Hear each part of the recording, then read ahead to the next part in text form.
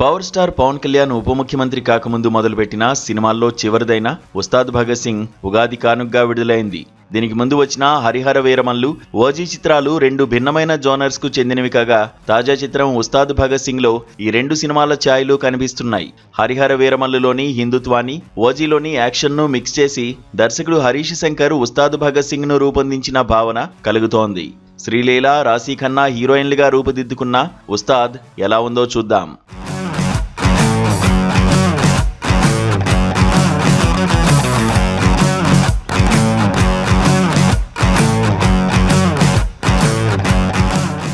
దాదాపు 14 సంవత్సరాల క్రితం పవన్ కళ్యాణ్, హరీష్ శంకర్ కాంబినేషన్లో గబ్బర్ సింగ్ వచ్చింది.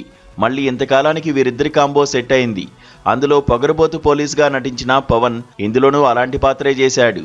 అయితే ఇది ఓ తండా నుండి నగరానికి వచ్చిన పోలీస్ కథ. పిల్లలు పనికి కాదు బడికి వెళ్లాలని కోరుకుంటాడు ఉత్తమ ఉపాధ్యాయుడైన చంద్రశేఖరరావు. అన్యాయాన్ని సహించని గూడెం పిల్లాడు ఉస్తాద్ భగత్ సింగ్ను ఆయనే చేరదీసి సరైన మార్గంలో పెడతాడు, చదువు చెప్పిస్తాడు. అప్పటి సీఎం కోరిక మేరకు రాజకీయాల్లోకి వచ్చిన చంద్రశేఖరరావు ఆ తర్వాత సీఎం అవుతాడు. ఆయన శిష్యుడైన భగత్ సింగ్ ఏసీపీ అవుతాడు. అయితే సీఎం కుర్చీపై కన్నేసిన చెదలమర్రి నల్ల నాగప్ప ఎలాగైనా ఆ పదవిని చేపట్టాలని చూస్తాడు. ముఖ్యమంత్రి మీద హత్యాయత్నానికి ఒడిగడతాడు. ఆపద్ధర్మ ముఖ్యమంత్రిని ఏకంగా చంపేస్తాడు. చివరకు తాను సీఎం అవుతాడు. అయితే ఈ క్రమంలో అతను దేశ వ్యతిరేక శక్తులతో, టెర్రరిస్టులతోనూ చేతులు కలుపుతాడు. పదవి పిచ్చి పట్టిన నల్ల నాగప్ప మదాన్ని ఉస్తాద్ ఎలా అణిచాడు, తన గురువు చంద్రశేఖర్ను తిరిగి సీఎం పీఠం మీద ఎలా కూర్చోబెట్టాడు అనేది సినిమా కథ.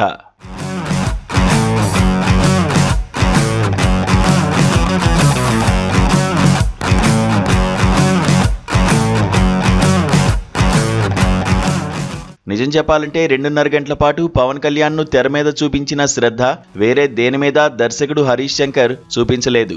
ముందు అనుకున్న కథ వేరని, ఆ తర్వాత కథ మారిందని చెప్పాడు హరీష్ శంకర్. నిజానికి రెండోసారి చిత్ర బృందం అసలు కథే రాసుకున్నట్టు కనిపించలేదు. సమయానుకూలంగా సన్నివేశాలను రాసుకుని సమయం దొరికినప్పుడు చిత్రీకరణ జరిపి సినిమా ముగించినట్లుంది. దాంతో ప్రథమార్థంలో ఓ హీరోయిన్, ద్వితీయార్థంలో మరో హీరోయిన్ తెర మీదకొచ్చారు. సినిమాటోగ్రాఫర్స్ కూడా ఇద్దరు పనిచేశారు. అలాగే సంగీత దర్శకులును. ఈ సినిమాలో స్వరాలను దేవిశ్రీ ప్రసాద్ సమకూర్చగా తమన్ నేపథ్య సంగీతం అందించాడు. తనను తీర్చిదిద్దిన సీఎంను రక్షించడం కోసం ఓ పోలీస్ అధికారి ఏం చేశాడు, ఎలాంటి మూల్యం చెల్లించాడనేదే ఇందులో కోర్ పాయింట్.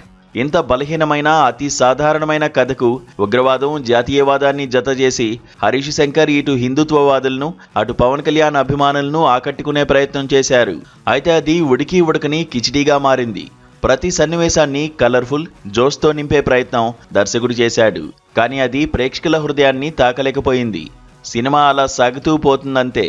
అయితే సినిమా ప్రారంభం నుండి ముగింపు వరకు హరీష్ శంకర్ తనదైన పంచ్ డైలాగ్స్తో ఆకట్టుకున్నాడు. అలానే పాత పాటలతో అక్కడక్కడా మెరుపులు మెరిపించాడు. ప్రథమార్థంలో వచ్చే రాశీ ఖన్నా పాట, ద్వితీయార్థంలో వచ్చే దేఖ్లేంగే సాలా సాంగ్స్ బాగానే ఉన్నాయి. కానీ అనుకున్న స్థాయిలో కిక్ ఇవ్వలేకపోయాయి. వాటికంటే తొలి ప్రేమలోని నా మనసే పాట వినడానికి, చూడ్డానికి హాయిగా ఉంది. అలానే సీతారామశాస్త్రి రుద్రవీణ కోసం రాసిన పాట పల్లవిని సందర్భానుసారంగా వాడేశారు. ప్రథమార్థంలో స్టార్ హీరోలు ఇద్దరు ముగ్గురి డ్యాన్సింగ్ స్టైల్ను పవన్ కళ్యాణ్ అనుకరించడం సరదాగా ఉంది. బలమైన కథ లేని కారణంగా ఏదో అలా అలా నడిపేశాడు హరీష్ శంకర్. పవన్ కళ్యాణ్ తెర మీద బాగానే ఉన్నాడు. హరిహర వీరమల్లులో లాగా డల్గా లేడు. అలానే ఓజీలో కనిపించినంత క్రేజీగానూ లేడు. డైలాగ్స్ డెలివరీలో మాత్రం తనదైన రిథం చూపించాడు. రాశీ ఖన్నా, శ్రీలీల తెర మీద ఉన్నారంటే ఉన్నారంతే. ద్వితీయార్థంలో వచ్చిన శ్రీలీల కాస్త బెటర్. అయితే ఆమె హైపర్ యాక్టివ్నెస్ ను తగ్గించుండాల్సింది. ఓజీలోని హీరోయిన్ పాత్ర, ఇందులో హీరోయిన్ పాత్ర ముగింపు ఒకేలా ఉన్నాయి. తమిళ నట దర్శకులు పార్థిబన్, కెఎస్ రవికుమార్ ఈ సినిమాలో కీలక పాత్రలు పోషించడం విశేషం. ఒకరిది పాజిటివ్ క్యారెక్టర్ అయితే మరొకరిది నెగిటివ్ క్యారెక్టర్. ఈ సినిమా తర్వాత పార్థిబన్కు తెలుగులో అవకాశాలు క్యూ కడతాయి. గౌతమి, రావు రమేష్, మురళీమోహన్, ఎల్బి శ్రీరామ్, ప్రసాద్ బాబు, ఆనంద్, గుండు సుదర్శన్, సత్యం రాజేష్, ప్రవీణ్, కమల్ కామరాజు, టెంపర్ శివ, వంశీ చాగంటి ఇతర పాత్రల్లో కనిపిస్తారు. తమన్ నేపథ్య సంగీతం రోజురోజుకు లౌడ్గా తయారవుతోంది. సున్నితమైన సన్నివేశాల్లోనూ అతిగా దరువేహేస్తున్నాడు.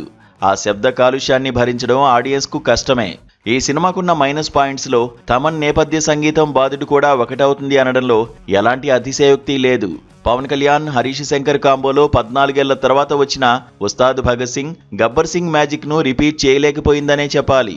అయితే హరీష్ డైలాగ్స్తో పాటు హీరో సర్దుబాటు చేసిన అతి తక్కువ కాల్ షీట్స్లో సినిమా అంతటా తనని ప్రజెంట్ చేసిన విధానానికి హ్యాట్స్ ఆఫ్ చెప్పాలి. చిత్ర నిర్మాణ సంస్థ మైత్రి మూవీ మేకర్స్ మాత్రం రాజీ పడకుండా ఈ సినిమాను నిర్మించింది. ఏదేమైనా అటు అభిమానుల్లో కొందరిని, ఆడియన్స్ను ఉస్తాద్ సంతృప్తి పరచలేకపోయాడన్నది వాస్తవం.